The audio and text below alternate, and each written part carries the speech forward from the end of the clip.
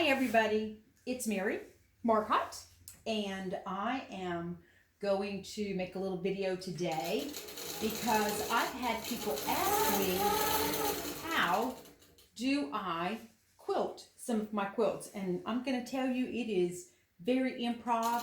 I don't really have a rhyme or reason. I just do what I do, I suppose.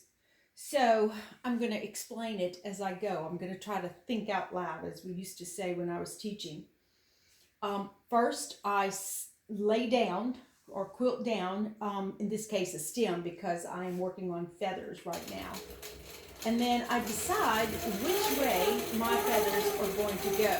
And in this case, they're going this way because I've switched back and forth sometimes because I want to have different motifs, and also this is going to be the sides of a quilt for a king size bed, and so this is the drop, and I don't want anything to be in one direction or the other, although it turns out that the scrolls are in one direction. Just how it goes. So anyway, I am, as I go, trying to remember that I need to change the directions of at least the feathers. Now sometimes I run into a spot where there is a seam. See all of these seams?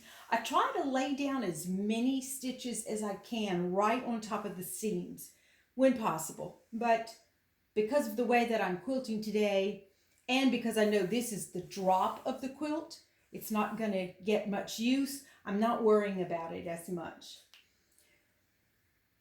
All right, so from one motif to another, I'm having some trouble right here. This is not holding very well. Okay, let's try again. When all else fails, switch directions, right?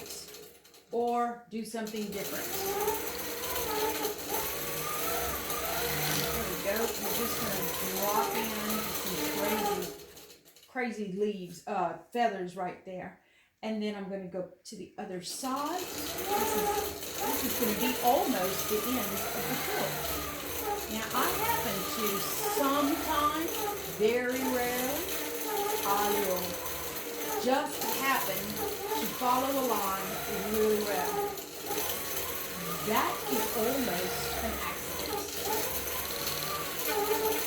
But I found that the trick is, if you do want to follow the lines carefully, you have to look at where your machine is going, not where it is.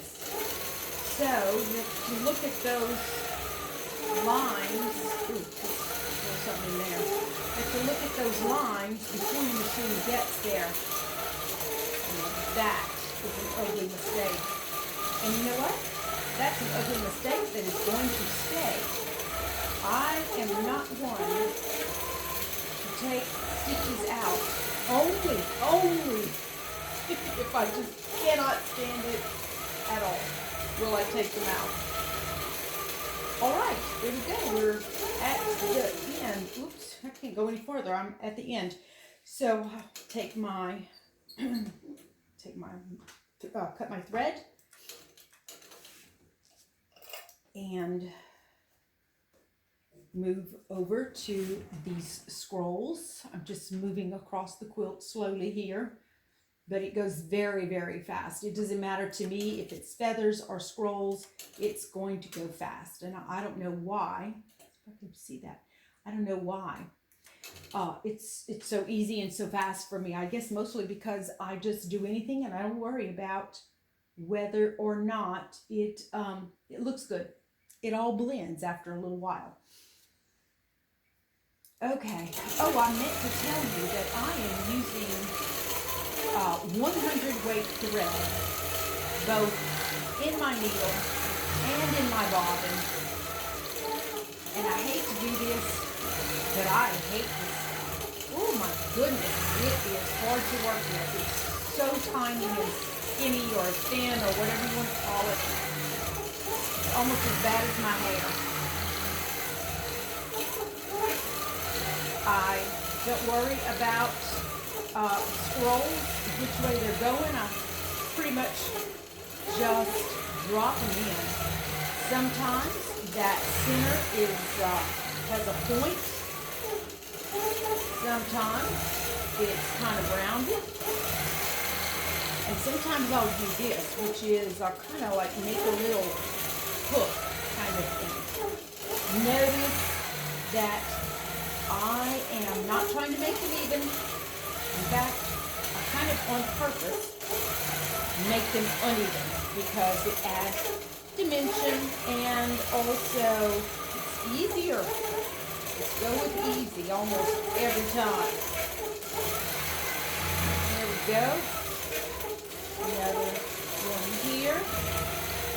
And then I'm going to just, because I'm going to make a couple of them right here. So you can see how I do that.